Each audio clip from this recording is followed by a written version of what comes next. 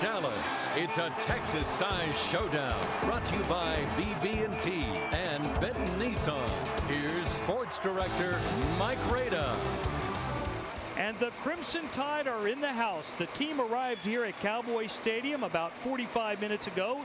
Even though the faces don't show it, I'm sure there's a lot of excitement and a lot of nerves, especially for the guys who are filling pretty big shoes of players that helped the school win the national title last year, but who have since moved on. Hello, everybody, and welcome to a Texas-sized showdown. Number 2 Alabama against number 8 Michigan. Without a doubt, the marquee game on the opening weekend of the college football season. Like the Tide, the Michigan Wolverines arrived about an hour ago, and this is a team that won 11 games last year, but they come into this game 13 or 14-point underdogs. That's a huge spread for a neutral site game between two teams ranked as high as these two are. But to hear the Michigan players talk, the line is justified. They're physical. There's some big boys down there. You know, I feel like every play is going to be a fight. It's going to be a dog fight. That's what I have a feeling about this game. It's going to be a dogfight. They're a very physical team. They like to run the ball. They're going to try and pound it down your throats, and that's how they like to play football down there. Every time I see that team step on the field, you see a fast and physical team. And so it's incredible watching those guys play because those are great athletes, and it's going to be an honor to be playing against the defending national championship. Watching them on film, they're unbelievable. You know, I know Coach Shapen's done a great job of, I feel like when one guy goes down, they have 3 more that can step up and do just as good at the job. And I think it's a great opportunity for us as an offensive line, and I'm real excited to play them. You know, it's going to be their front against our front. You know, I feel like, in a sense, kind of old school smash mouth football. We just had to be physical against them. Meanwhile, Alabama had a very productive camp. They accomplished everything they set out to accomplish. Only a few hiccups, minor injuries to Amari Cooper, Ari Kwanjo, and running back Eddie Lacy, which they got through. And they made progress at receiver, where they have to replace Darius Hanks, Brandon Gibson, and Marquise Mays, and at defensive back, where it sounds like Dion Blue will do a nice job replacing Dre Kirkpatrick. I don't want them to panic. I know exactly how it is whenever, you're not ready for a situation and it occurs. So, I'm going to do the best to sit there and calm them down, and hopefully, they'll get calm and play the ball that they can play. We've always been overlooked, and that's one thing that when we go into meetings, we tell ourselves that it's, we have to show up. We have to do our job in order for this offense to, win games. Those guys listen to me. They do a great job of telling me what they see in certain situations, and our communication's been, like I said, the best since I've been here with the quarterback and receiver relationship, which is good. And I think it's going to be very fun and exciting, explosive offense to watch. Alabama is ranked both second in the AP and the coaches poll. Michigan, of course, ranked 8th in both of those polls. This game will launch one of those two teams toward a run at the national championship. It could also go a long way in restoring the luster of a conference that's lost some of its luster. That becomes something that, we think about, representing the Big Ten. They think about it because they hear about it. 6 straight national champions from the SEC. 2 of those were won against Ohio State from the Big Ten. And just 19 months ago, Michigan lost by 38 to Mississippi State. I wouldn't say it's any extra pressure. We embrace that. When you play in front of 110,000 fans every Saturday, you're in pressure situations, so it's nothing that we're not used to. But we're excited about it. Obviously, as a program, this is a huge game, and it's a huge game for the Big Ten. We want to represent the Big Ten with a lot of pride, and that's what we plan on doing. Al Borges, Michigan's offensive coordinator, spent 4 years doing the same job at Auburn, so he understands the SEC's attitude of superiority. Until we prove they're not, they are. It's pretty simple, okay? And, this is one step, one opportunity, and this is not the only. If we're fortunate to win this game, that doesn't prove it either. We've got to do it over a certain amount of time. Borges says regardless, Big Ten, Pac-12, Big 12, SEC, ACC, schematically football is football. But he does acknowledge there is one difference. I think the one thing the SEC does have is they're overall team speed, particularly on defense, but everywhere, but particularly on defense, recently has been better. But he says he sees that starting to even out. I see that we are recruiting a lot of the same players they are, and we're winning, and we're not getting all of them, but we're getting our share. There's no reason, over time why that has to continue. I'm not saying they're going to get slow. They're going to always have good speed, but there's no real reason why we can't be the same. Michigan versus Alabama, the Big Ten versus the SEC. Sure, it's about bragging rights, but one game does not a season nor a reputation make. I think our kids think this way. This is a golden opportunity to prove that that's not true. We're more worried about what we have to do at Michigan, but to be honest with you, I think both conferences are great conferences, and they're represented well. Well, coming up later on the program, I sat down with Nick Saban and I talked to him about one of his not-so-favorite topics, expectations. But next, a model citizen and a model student. Plus, he's a great player. I'll profile Alabama's center of attention when we come back. Live from Dallas, we're counting down to kickoff.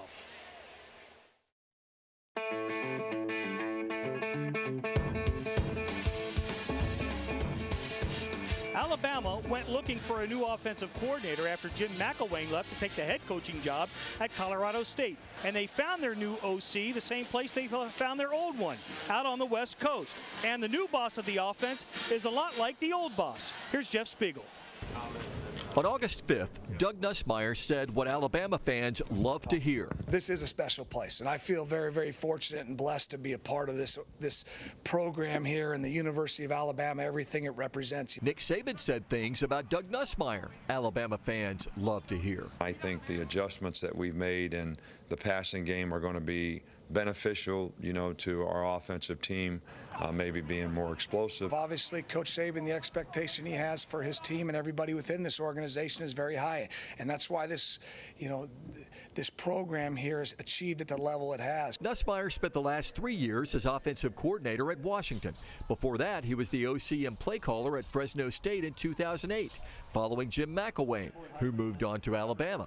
4 years later, Nussmeier is again following McElwain, whose tight offense set school records. You try and look at everything we've done, be objective about what really is good, what maybe can we grow and get better at. There's plenty to work with. Outland Trophy winner Barrett Jones leads an offensive line that returns 4 starters, and quarterback KJ McCarron was the national title game MVP.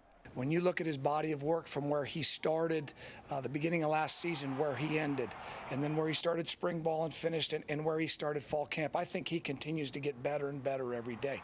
Eddie Lacy leads a stable full of explosive backs. The only question mark is receiver, where the Tide is short on experience, but long on talent with Kenny Bell, Kevin Norwood, and DeAndrew White. The rest of the country might not know what they can do, but I know. So that's all that matters to me, really. What really matters will be Nussmeier's ability to take all those moving parts and turn them into a finely tuned machine. And fans can't wait to see how that machine works against Michigan. From Tuscaloosa, Jeff Spiegel, ABC 3340 Sports. There are a lot of variables in a championship equation, not the least of which is leadership. That's another reason why the timing was good for Nussmeier to take over at Alabama. Guys like center Barrett Jones don't come around very often. What's up, man? He's a media member's dream guy, the epitome of the student athlete the NCAA tries to shove down our throats, but of which there are only a few. Starts with who he is. He's a great person. He's very serving of other people.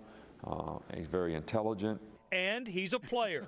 Last year, he won the Outland Trophy and was an All-American left tackle. This year, he'll play center. I think a plus for me is I'm an oldest child. I'm very bossy as it is, and so now I get to have the permission to boss everybody around at center. I was pretty much already doing that at tackle and guard, but to the frustration of William, who would tell me that's his job. William is William Vallejos, the Tide center for the last several seasons. Our snaps come off a little differently, and at first AJ didn't like that, and he complained about, every time there was a fumble, of course it was my fault. And so he's a snap diva, but we've got that down now. We've had a lot of practice in the spring to ensure that won't happen on national TV, and he'll have to turn around and yell at me. 3 positions in 4 years. He says he's blessed, but he's also cursed. I always feel like, I move positions to face our best D lineman. My first year I was here, I was facing Terrence Cody, and then I face Marcel. Then I get moved to left tackle, and I get to face Courtney Upshaw. And then they've moved me inside to face Jesse. So I don't know what they're doing to me, but whatever it is, it's a cruel trick. But you get the sense he wouldn't want it any other way. I think that's what makes it fun, is the fact that it is so difficult, and it takes so much that when you win and when you do well, you can really appreciate it.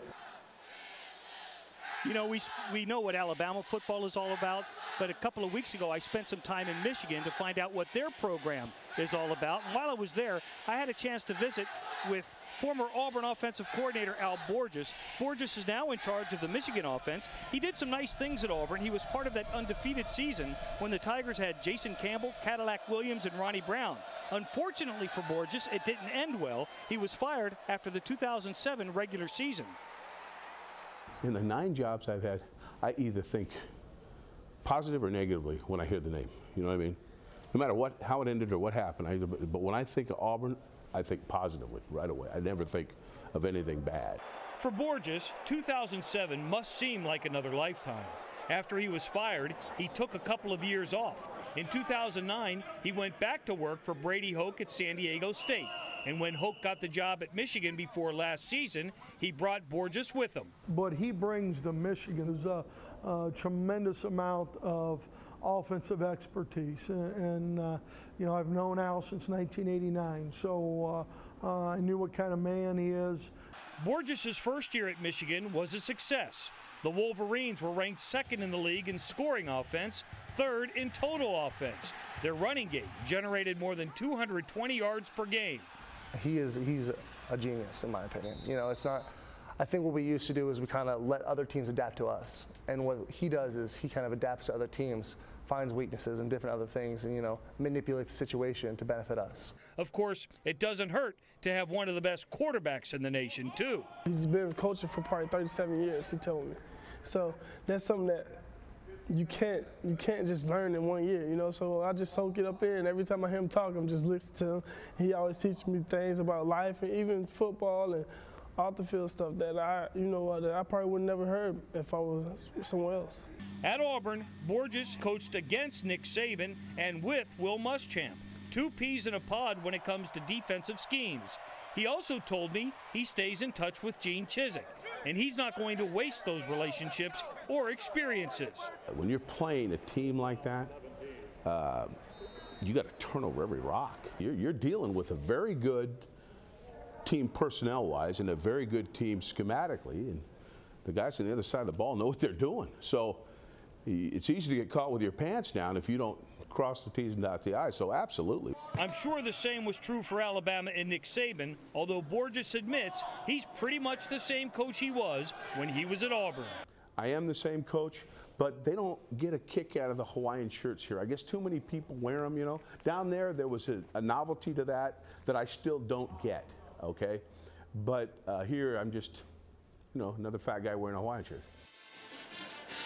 He's still got that sense of humor, doesn't he? Coming up later, I'll profile the player that can make Al Borges look like a genius tonight. But next, I go one-on-one with Nick Saban, a candid conversation with the head coach of the Crimson Tide. Stay with us.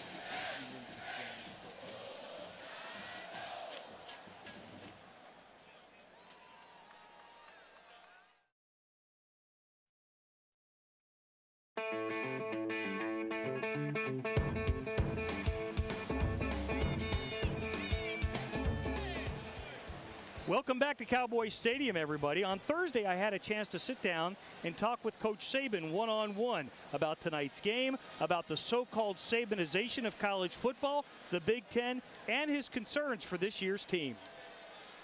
You know, Nick, to me, you're as relaxed as I've ever seen you in the preseason. Is that because you're so comfortable with this team? I guess you haven't seen me much, but you know, I think that, you know, it's always exciting to take advantage of an opportunity, a new season, a new team. This is a young team. We don't have a whole lot of experience in certain spots, but it's been a fun team to coach. They've done everything to prepare for this season the way you'd like for them to from a coach's perspective. They've worked hard. We've had a good off season. So, you know, every team has an opportunity to establish a legacy when they start a season, and how we perform in this game will start to develop that legacy for this team. Are you a coach who can kind of read his team and kind of get a sense of how prepared they are and how they'll perform in a game? Sometimes, but sometimes no. And I think when you have a new team and it's the first game, you think that they're going to be emotionally ready to play. But at the same time, you don't know what the anxiety level is going to be relative to how they're going to be able to focus and execute. One of the storylines leading up to this game, and certainly after this game is played, is the Big Ten versus the SEC. Is there a discernible difference between the way the two leagues do things, or is that all overblown? No, I don't really think that, there's a lot of difference. I think people try to make comparisons, in the league that, who's got the best league, who's got the best teams, who have the best schools, who has the best programs. Big Ten loyalists will say that they almost have sort of an elitist attitude when it comes to their league in terms of academics and the way they recruit. Does that kind of, I see you smiling, does that kind of make you smile?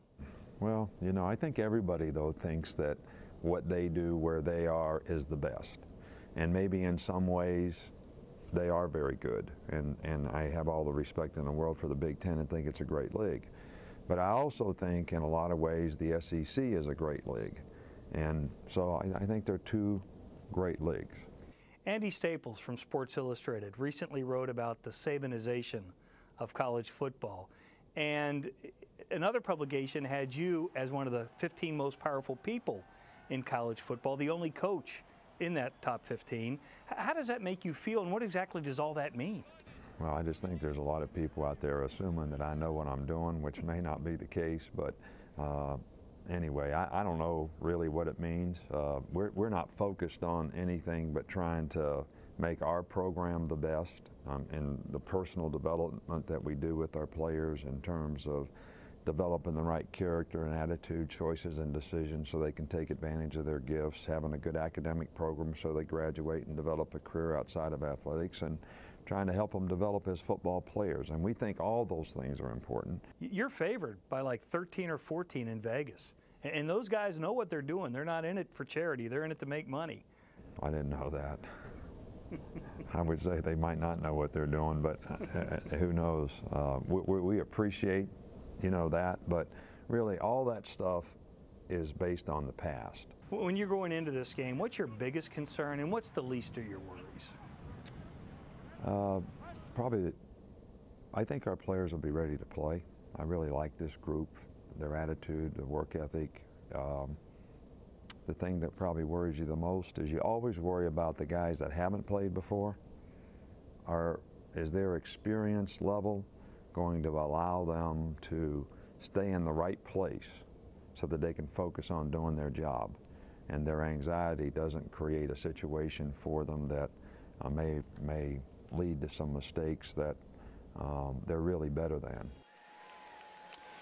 We appreciate Coach Saban taking his time to do that. Coming up next, a roundtable discussion about this game and the ramifications. Plus, later, we'll take a tour of this billion-dollar stadium nicknamed Jerry World after the man who built it, Cowboys owner Jerry Jones. Stay with us.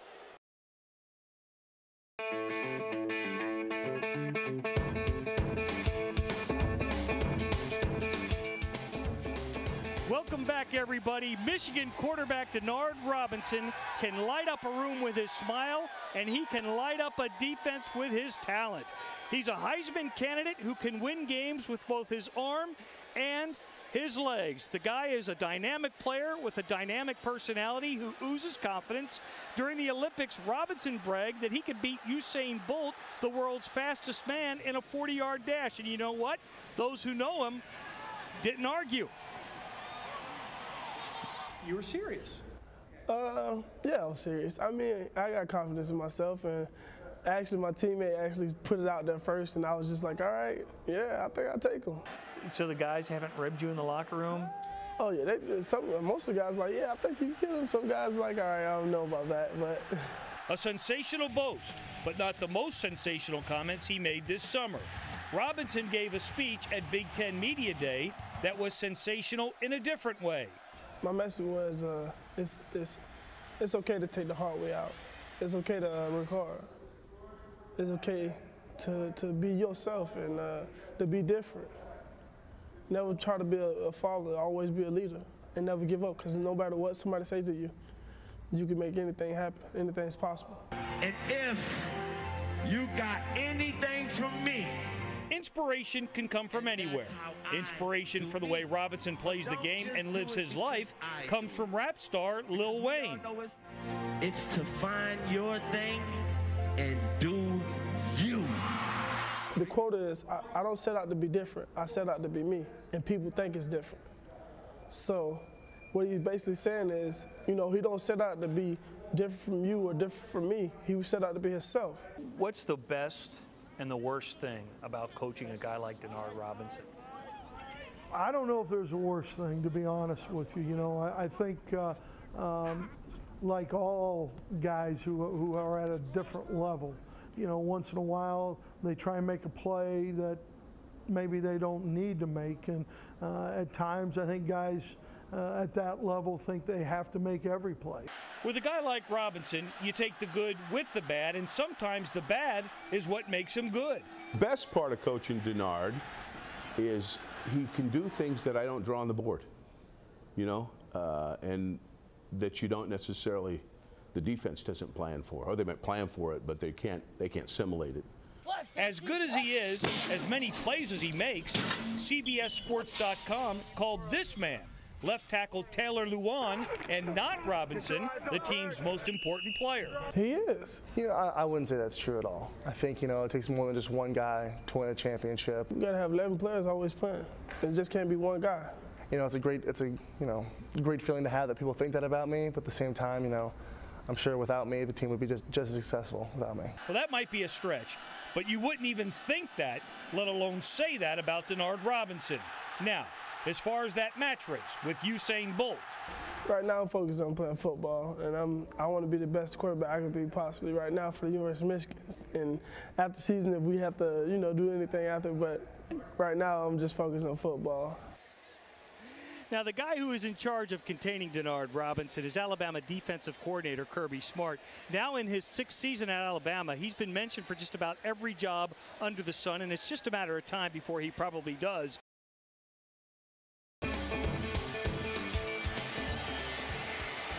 Welcome back, everybody. I'm joined now by Brian Somerville, who has spent a few days here in Dallas. And, you know, $1 billion can build a pretty nice house, and Jerry Jones sure did build a nice one here. And as you know, Mike, this stadium just 4 years old. It opened back in 2009, and since then, this stadium has given over 500,000 tours each and every year. And just a couple days ago, I had the chance to be on one of them. And you'll be surprised what I found. It's something you have to see. This is something really big. To believe. It's big. It's really big. It's 3 million square feet. This is the largest dome I've ever seen. With a price tag of $1.2 billion. They say everything's bigger in Texas. Right. Well, it is. It's the home of the Dallas Cowboys and the home of the 2012 Cowboy Kickoff Classic between Alabama and Michigan. Fans seeing this for the first time can't put the experience into words. I don't really know. I'm in awe yet. Can't wait to see inside. Now, going inside Dallas Cowboy Stadium can be a little bit intimidating because of how big it is, but I figured out if you want to fit in, all you gotta do is to blend in. And if you thought outside was impressive, inside, a real treat. Looking for Brett Daniels works for the Dallas Cowboys, but today he's our chauffeur. People usually want to drop down, see the locker room, Cowboys locker room. Taking us for a one-on-one tour inside the house that Jerry built. 2009. We see everything. The Cowboys locker room. Check this out, Tony Romo's locker. We even saw the cheerleaders' locker room. And sorry guys, these pictures on the walls, as close as I got.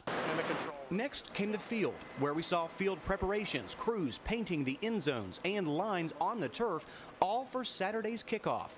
But perhaps the most noticeable thing you see in Cowboy Stadium, a TV. More specifically, a huge TV, the largest video structure in the world, 160 feet long, 72 feet tall, hovering 90 feet above the field.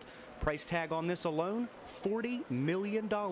Now, to put that into perspective, Daniel says the old Cowboy Stadium cost $40 million altogether. We went from building a stadium in the 70s to a TV in 2009. And Saturday, this screen will be seen by more than 80,000 fans. Daniel says the Cowboy kickoff sold out quick. Impressive, being as tickets were never really offered. You know, tickets never really went on sale to the public. I mean, the two schools each had their allocation, and then we had put offers out to our season ticket holders. So through those three groups, basically all the tickets Every were gone. seat will be filled. Yep. He says his office has received 40 to 50,000 ticket requests, even after being sold out. This is the highest demand we've had for pretty much any event here. For Daniels, the best thing isn't the new stadium and all that comes with it, like the 100% natural lighting or a dome ceiling that can open and close in 12 minutes.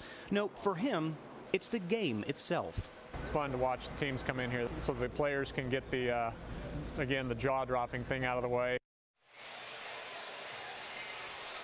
Now, Mike, I still have that jersey. This, of course, is the Dallas Cowboy wide Hold receiver. it up so they can see it. Des Bryant, but my mom doesn't need to know that. This was for me.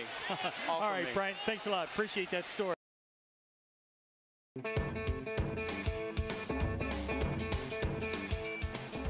We're counting down to a Texas-sized showdown, and this stadium isn't just great for the players, it's great for the fans. And all the action won't happen just on the field. A lot of the action happened outside the stadium today. Lots of tailgating. Here's Bryant Somerville.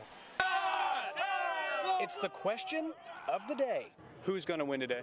Who is going to take home the victory today? Who's it going to be? The Michigan Wolverines or the Alabama Crimson Tide? Alabama, of course. Michigan's going to win today, no doubt. Roll Tide. Michigan by 3.